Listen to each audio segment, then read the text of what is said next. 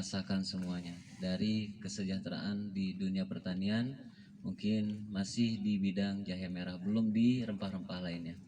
Jahe merah adalah pembelajaran, pendewasaan kita semuanya. Ya, pembelajaran ataupun hikmah yang akan sama-sama kita ambil untuk melangkah ke produk-produk lainnya setelah jahe merah. Al-Mukarram wal Muhtaramun, seluruh jamaah ya, termasuk saya pribadi juga jamaah, kita memposisikan sebagai jamaah di sini ya, jamaah jahe merah mungkin ya, yang insya Allah selalu dalam rahmat hidayah Allah Subhanahu Wa Taala, yang juga saya tidak bisa sebutkan satu persatu, kalau disebutkan mungkin kita sudah ada yang bertemu, apalagi Kang Amro nih luar biasa, kita pernah pergi bareng ya ke Magelang dulu ya, gitu pergi bareng, ini lebih awal kalau Kang Amro ini. Mohon izin dibanding rekan-rekan yang lain, kita pernah duduk bareng, ngobrol bareng, bahkan satu bis dulu ya. Ke Magelang kita dulu pernah ya, dulu ada persembahan lah dari kabupaten untuk ada studi banding ya. Alhamdulillah ya, kalaupun cerita panjang kali lebar, yang pasti ini juga alhamdulillah diberikan tempat terbaik nih. Kalau yang mundur berarti bukan petani kan gitu. Ini panasnya luar biasa nih kan. Ya nggak ada masalah buat kita kan. Karena kita benar-benar petani, makan juga sama biasa gitu kan. Ya insya Allah nggak ada perbandingan apa-apa. Yang pasti gimana caranya rapat hari ini memberikan keyakinan kita lebih mantap lagi kebersamaannya ke depan ya. Karena permasalahan bukan hanya di tanaman ternyata saya lihat. Ya di SDM-nya juga bermasalah juga. Padahal tanaman itu akan sangat dipengaruhi apabila SDM-nya juga tidak baik. Ya ini banyak banget dan banyak 1, 2, 3 bukti ya, lebih bahkan dari itu. Jadi ada cerita salah satu pengelola ataupun pemodal yang dia punya lahan dan juga punya uangnya gitu, sehingga sudah mulailah berjalan. Dia bertanya, Kang, saya sudah melakukan pengaplikasian sesuai dengan fase-fase di mana saya harus memberikan nutrisi N, nutrisi P, nutrisi K, ZPT, ACB dan sebagainya. Saya tidak tidak tidak pernah keluar dari fase-fase tersebut. Tapi kenapa tanaman saya terdampak? Coba Kang, sekarang Akang introspeksi diri dulu deh. Ada apa? Mohon izin banget, karena Akang ngadu ke saya, berarti saya juga dituntut nih untuk ngasih solusi, benar nggak ya? Iya. Akhirnya introspeksi diri ya, itu mulai dari tanaman dulu. Semua tanaman diintrospeksi semua ya. Ada inilah, ada penilaian lah. Drainase kurang baik ya, terus juga terlalu lembab ya, terus banyak hal-hal yang mungkin juga menyebabkan tanaman itu kuning ya, baik sifat asam, basa dan sebagainya gitu. Nah, ada hal yang mungkin juga di luar dugaan. Ada hal di luar dugaan. Luar biasa yang tadi. Oke. Assalamualaikum warahmatullahi wabarakatuh. Di luar dugaan. Waalaikumsalam warahmatullahi wabarakatuh. Siap Kang Brother. Oke ya. Ternyata ya SDM. Sekali lagi kembali ke SDM. Kita, tanaman kita suci. Mana ada perempuan tiba-tiba ya disentuh oleh lelaki yang mungkin juga bukan muhrim. Sama tanaman juga seperti itu. Apabila SDM-nya mohon izin masih meninggalkan sholat, mabuk-mabukan, narkoba, masih patorecak, ya gibah apa, jangan harapkan tanaman kita baik. Ini bukti nyata. Yang curhat itu nggak cuma 1, 2, 3 orang, tapi ketika diperbaiki, alhamdulillah. Alhamdulillah, saya menyaksikan dengan mata kepala saya sendiri. 1,8 ton di Belitung, bagus-bagus saja. Padahal itu bahan semua mentah, demi Allah mentah. Saya yang racik gitu. Kohe kambing mentah, serutan kayu mentah. Demi Allah saya bersaksi nih, kalau saya bohong saya dosa. Itu mentah semua, semayan subur semua. Alhamdulillah, dia adalah kepala ya DKM di masjid besar di Belitung, Kang Haji Yudiarto, yang sempat masuk YouTube. Banyak faktor sebetulnya penyebab kekuningan tanaman kita. Oke, SOP ataupun wawasan kita, pengetahuan kita luas tentang dunia pertanian. Tapi kitanya sendiri belum dekat sama Allah. Bisa jadi kita kotor dan mengotori tanaman kita. Makhluk hidup aja yang diberikan akal pikiran, enggan gitu dipegang ataupun disentuh karena ketidaksucian seseorang yang menyentuh kita. Apalagi tanaman. kita harus melibatkan antara dunia dan akhirat di sini. Gak bisa kita lepas dari hal tersebut. Meskipun ini kayaknya yang benar, tapi coba aja. Modalnya dari mana? Mohon izin, halal atau tidak, itu juga harus diperhatikan. Karena ada ketidakberkahan, bahkan dalam Al-Quran menjelaskan al aslu baqaun makana ala makana dalam ilmu fikih. Kalau awalnya nggak baik, maka kesononya jangan harapan baik. Kalau awalnya baik, insya Allah akhirnya juga akan husnul khotimah. Maka kita harus lebih banyak mengintrospeksi diri, jangan saling menyalahkan. Ya, kembali lagi. Ini banyak sekali faktor yang menyebabkan ya tanaman kita menguning.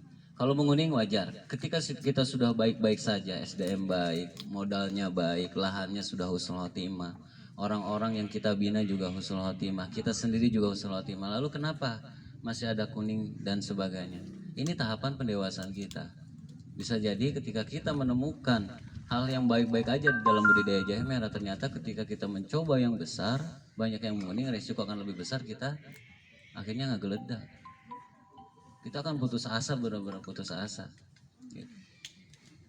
Bisa jadi ini pembelajaran untuk kita naik ujian, ya lulus ujian naik ke level selanjutnya, penanaman lebih serius lagi. Ya, nanti di sini saya yakin di sini rekan-rekan luar biasa, memiliki wawasan, memiliki pengetahuan jauh lebih daripada saya yang tidak ada apa-apanya, ya. Dan di sini kita jadikan tempat diskusi sekali lagi, ya. Saya menikmati dan menyimak selalu pembahasan-pembahasan yang ada di dalam grup, ya. Tidak SOP yang saat ini kita terima di grup, ya, di share, sifatnya tidak baku dan tidak wajib untuk dilaksanakan selagi kita bisa menjaga keorganikan. Tidak ada yang perlu disalahkan, ya. Yang perlu diperbaiki adalah bagaimana kita bisa mengambil satu referensi sehingga kita bisa istiqomah. Tidak terlalu banyak hal-hal lain yang akan menyebabkan tanaman kita overdosis. Kalau mau riset 1, 2, 3 karung saja. Jangan semua di riset akhirnya menyebabkan kematian. Ini terjadi di ketua koordinator, ya, di salah satu provinsi. Benar Kang, saya udah nggak sabaran, saya melihat tanaman kuning pertama panik. Hanya saya kocor dengan ini. Di hari ketiga selanjutnya saya kocor lagi dengan bahan-bahan berbeda. Akhirnya apa? Tanaman saya mati. Lalu yang disalahkan siapa? Banyak banget faktor yang bisa disalahkan di situ. Karena ketidakistiqomahan. Jangan harapan kalau organik itu kita ngocor hari ini, besok udah sembuh. Jangan harapin.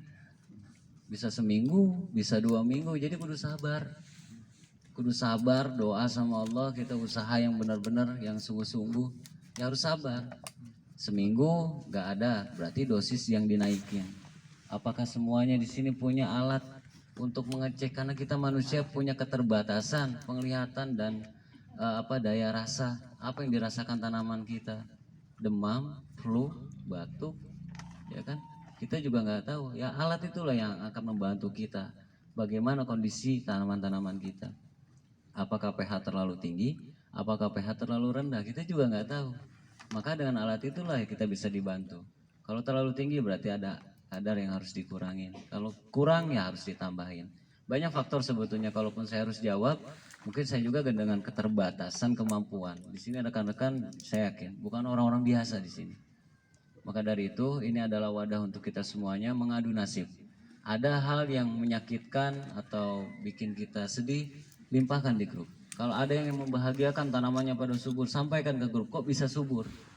Ya, tanaman yang kuning bisa jadi merah, bisa jadi misalkan, ya, atau bisa jadi hijau kembali, sampaikan di grup. Nah, di grup lah tempat kita sama-sama, ya, untuk membangun kesuburan tanaman-tanaman kita. Ini perihal ya. Saya langsung ambil hal-hal yang umum saja yang mungkin juga banyak pengaduan rekan-rekan. Intinya rekan-rekan dalam mengaplikasikan segala unsur yang ada di dalam tanaman, jangan terlalu banyak hal-hal yang lain sehingga akan menyebabkan over, ya, dosis terhadap tanaman. Antum kalau sakit kepala sembuh sama Boldrek belum tentu sembuh sama Paramek. Jadi cocok-cocokan. Karena kita beda-beda lahan. Kecuali antum nanam di satu lokasi, kita bisa nyari nih. Ya, satu lokasi itu nggak ada di Indonesia ini selain satu lokasi. Kita akan bisa nyari, ya. Cocoknya jahe merah kita ini pakai nutrisi apa. Tapi karena kita berbeda-beda, jadi juga ibarat kata telur sama ayam. Ini semua dikembalikan kepada diri kita. Inilah yang mengetahui lahan itu ya antum sendiri. Kita semuanya. Ini lahan saya akan berpotensi apa nih tanaman ya. Dilihat dulu sekitarnya. Ya tanaman-tanaman sekitar selain jahe kita pada subur nggak? Kalau pada subur berarti akan sedikit potensi kena hama dan penyakit. Kalau sekitar kita tanamannya berpenyakit, wah ini yang akan terjadi di dalam tanaman kita. Banyak hal kita harus mengkaji. Ikro, baca dan baca lingkungan, baca SDM-nya sudah soleh belum, baca diri kita, modal dari mana dan sebagainya. Ini banyak sekali. Nah, kita sudah nyebur sama-sama di dalam budidaya jahe merah. Mau nggak mau kita harus lebih banyak membaca agar tidak terlalu banyak hal-hal yang akan merasuki diri kita sehingga kita menyalahkan yang tidak salah. Ya. Wah ini gara-gara embernya nih beli di pasar anu harusnya di pasar B gitu kan. Ember sampai ke ember-ember disalahin. Ketakeran disalahin. Sampai kemarin ada ribut gara-gara jahe, keponakan yang nggak tahu apa-apa. Dia beli cucian air beras di warung-warung. Cuman telat ngambil doang disalahin sampai ribut. Ya Allah, jangan sampai yang nggak salah disalahin. Nah makanya kita harus sama-sama membangun lah di sini. Ya sama-sama bangun. Kita banyak-banyak ikro, ya banyak membaca. Nah dari apa namanya saya harapkan di sini tuh ya. Maksudnya, kalaupun di sini ada pertanyaan kenapa tanaman saya menguning, itu nggak cukup. Kita harus menganalisa dulu lingkungan kita, SDM kita, sehingga kita akan tahu rumusannya. Jadi ibarat rumus segitiga, alas kali tinggi dibagi dua, alasnya nggak ada, cuman ada tingginya, nggak akan ketemu dibagi dua. Apa yang dibagi dua, orang alasnya nggak ada, cuman ada tingginya, gitu. Maka dari itu, sama-sama kita kembalikan, mudah-mudahan ada pertemuan yang kedua, Kang. Itu supaya teman-teman di rumah menganalisa dulu deh lahannya, SDM-nya, semua faktor-faktor yang bergelut di dalam budidaya kita. Agar suatu hari nanti kita akan kita ketemukan nih rumusan-rumusannya. Ya, ketika SDM-nya alhamdulillah sudah soleh. Ya modalnya aman. Lahannya gak ada yang berdampak terhadap tanaman, drainase aman, sanitasinya juga enak, kelembaban juga enak, medianya dicek sekian. Lalu apa yang diadukan? Kalau saya juga nggak tahu rumusan di rumahnya masing-masing seperti apa, gitu kan? Nah, bagaimana kita bisa diskusikan bersama kalau rumusan di rumah masing-masing seperti apa? Sedangkan kan di sini kan rekan-rekan banyak, nggak cuma 1-2, akan panjang kali lebar. Kayaknya bisa kena 3 harian kalau kita bahas perorangan. Oke, kita ambil secara umum saja, ya itu tadi, ya. Kita ambil dulu rumusan-rumusan tersebut. Bisa jadi ada ketidakberkahan yang terlibat di dalam budidaya jahe merah kita. Ya, semua tanaman akan seperti itu. Karena ya al-yauma nakhtimu ala afwahihim wa tukallimuna aydihim wa tashhadu arjuluhum bima kanu yaksibun. Apapun akan dipertanggungjawabkan. Termasuk ya semua lahan yang ada di tanaman kita dipertanggungjawabkan. Sekarang saya mohon izin untuk masuk ke komunitas Akar Mas Semesta. Mohon izin ya mungkin juga dari rekan-rekan di sini ada pertanyaan mengenai ya hal-hal yang saat ini mungkin ada fokusan tim pusat terhadap perhatian rekan-rekan di sini. Alhamdulillah kita baik-baik saja rekan-rekan. Ya alhamdulillah saya, Kang Dewa, Bu Haja dan tim pusat yang lainnya baik-baik saja. Mohon doanya karena kami juga harus fokus terhadap pemasaran.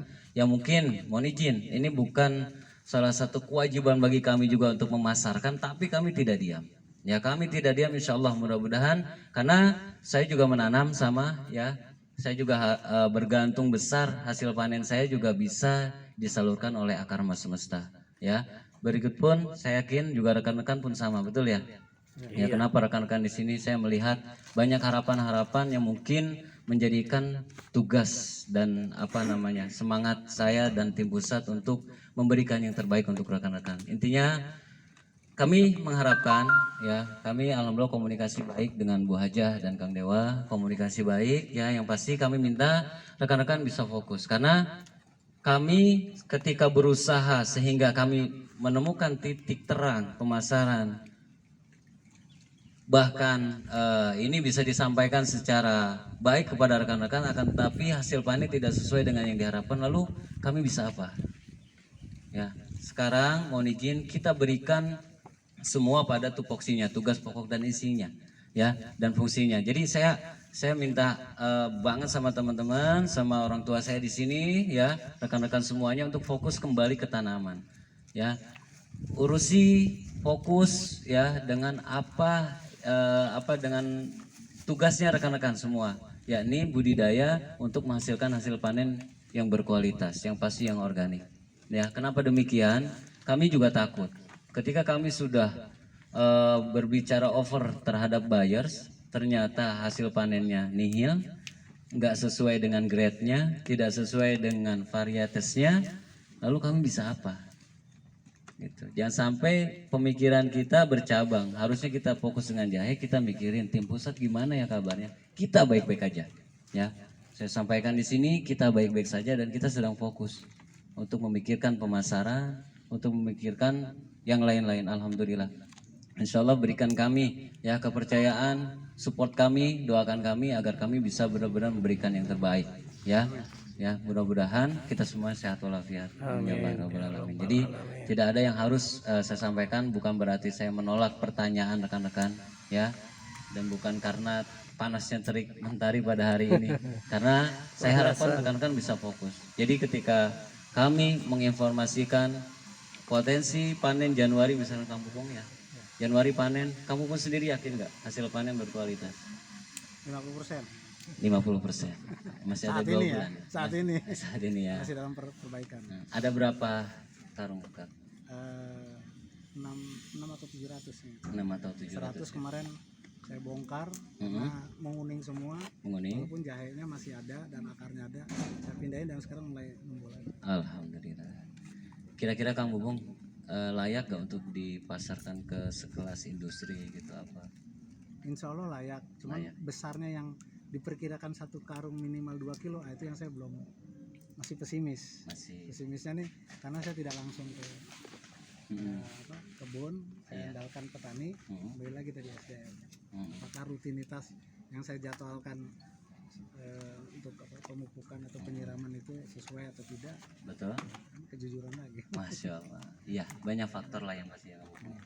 Nih ini salah satu bukti ya untuk kita semua sama mengkaji nih di lahan kita ya, hasil panen kita apakah layak untuk dipasarkan sekelas company lokal yang seperti Bintang 7 ya, Sido Muncul dan yang lain, karena mereka juga punya spek, punya SOP yang diminta kepada kita.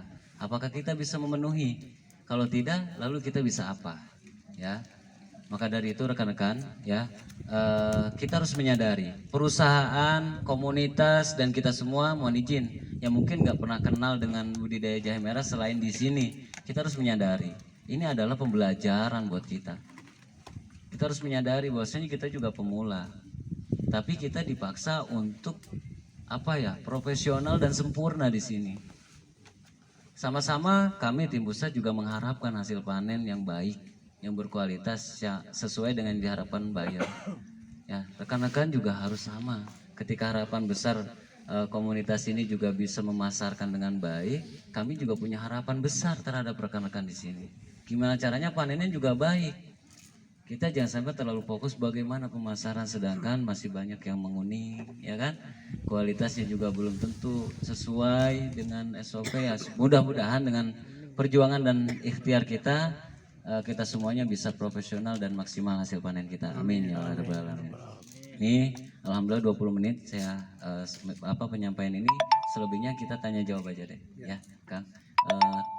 Saya langsung kembalikan lagi ke Kang Bubung. Terima kasih banyak, saya nggak tutup dengan salam karena masih ada diskusi ya di sini ya, Kang ya. Yang pasti rekan-rekan di sini tempat saya bukan suhu, bukan mentor, bukan apapun ya. Saya hanya sebagai wasilah yang mungkin Allah berikan jalan melalui YouTube sehingga bisa mempertemukan rekan-rekan di sini. Benar ya? Jadi bukan masalah suhu atau apa. Saya juga merasa gimana ya, tidak terima hati ini ketika dibilang suhu dan sebagainya. Karena andai kata lautan sebagai tintanya, pepohonan sebagai penanya, nggak akan cukup ilmu Allah. Apalagi di masalah tanaman ya, yang berbaur dengan alam, kecuali di dalam ruangan yang kita tahu seperti jaringan kultur ya. Itu kita tahu ngulik-nguliknya, kita butuh dosis berapa, butuh ini, butuh ini, butuh ini. Ini jaringan luas ini. Yang terlibat itu bukan kita aja, makhluk Allah, manusia aja. Burung-burung, serangga apa. Jadi masih lemah lah saya ini ya, tapi tidak putus asa dan tidak berhenti kaki ini untuk banyak berdiskusi dengan pakar-pakar yang luar biasa yang mudah-mudahan juga bisa memberikan kontribusi ataupun solusi dengan tanaman-tanaman yang kena hama dan penyakit. Saya yakin rekan-rekan juga memiliki wawasan dan pengetahuan yang luas ya. Maka dari itu jadikan hari ini bahan diskusi untuk kemajuan tanaman kita dan kemajuan kita semuanya. Amin ya Allah ya Rabbal alamin. Baik, Mangga. Terima kasih Kang Sarip. Kalau pertanyaan mungkin kesempatan saya akan banyak bertanya dulu, mungkin 3 poin ya. Pertama, tadi saya tanyakan teman-teman siapa yang mulai tanam bulan Februari, tidak ada. Bulan Maret, siapa yang bulan Maret? Saya Maret. Nah, 1, 2, 3, 4, 5. 3 kilo. Saya termasuk yang bulan Maret 20 kilo. 20 kilo, 1 kilonya itu waktu itu saya sampai dapat 40. Berarti berapa? 800 ya. Nah, 800 saya pakai polybag kombinasi 25 kilo dan 50 kilo. Kalau 50 kilo pakai 2 bibit, yang 25 1 bibit. Nah, yang mayoritas saat ini saya ceritakan tadi ada 100 karung itu yang 30 kiloan itu kuning. Seperti yang Kang Sarip lihat di sini. Ke poin aja nanti Ya. soalnya Kang Sarip keburu. Iya, ini maksudnya biar saya ceritakan kasusnya, ini yang rata-rata sama. Kuning. Nah, saya ceritakan ini contohnya di sini kayak gini. Dan itu saya kupas, saya belah, ada uret. Nah, kalau dimundurin ke belakang tadi masalah komposnya dan sebagainya, SOP-nya adalah serutan gergaji, serutan kayu, sayuran bekas, baru kohe yang udah fermentasi. Kohe fermentasi itu saya ajak petani saya nih, yang kelas merah ini, dia yang lakukan selama 1 bulan. Jadi bolak-balik gitu, tutupin terpal di kolong kandang yang sudah nggak dipakai. Berarti kan dia tidak kena hujan kan, selama 1 bulan. Saya yakin banget itu udah gembur dan itu sudah matang. Nah, saya lakukan. Tapi begitu kejadian ada urat, daun kuning, tapi walaupun jahenya masih utuh dan akar masih utuh, di grup ada yang mengatakan bahwa ini kemungkinan kohenya kurang matang gitu kan. Tadi saya berpikir saya matang gitu. Ini kasus apa? Saya lihat di situ rata-rata dan saya lihat di Bu Yuni ya. Kalau nggak salah Bu Yuni apa Bu siapa yang bilang dia malah fermentasinya langsung, tidak terpisah kotoran serut gergaji, sayur dan kohe. Dia langsung dijadikan satu. Ditunjukkan bahwa hasilnya bagus loh. Nah ini ya SOP-nya sama bahannya, cuman cara pengolahannya beda. Satu. Yang kedua, ini terkait dengan istilahnya pertanyaan yang tadi saya juga diskusi sama teman-teman sebelum Kang Sarip datang terkait pelimpahan bahan. Tadi yang Kang Sarip udah bilang kalau itu nanti ada membantu mencarikan buyer. Ya kan? Yang ketiga, tadi kita bahas juga terkait dengan jawaban dari setiap pertanyaan di grup. Yang tidak mungkin semua orang punya persepsi yang sama dari tulisan. Jadi harapan kita ini bisa diterapkan tadi yang saya ceritakan.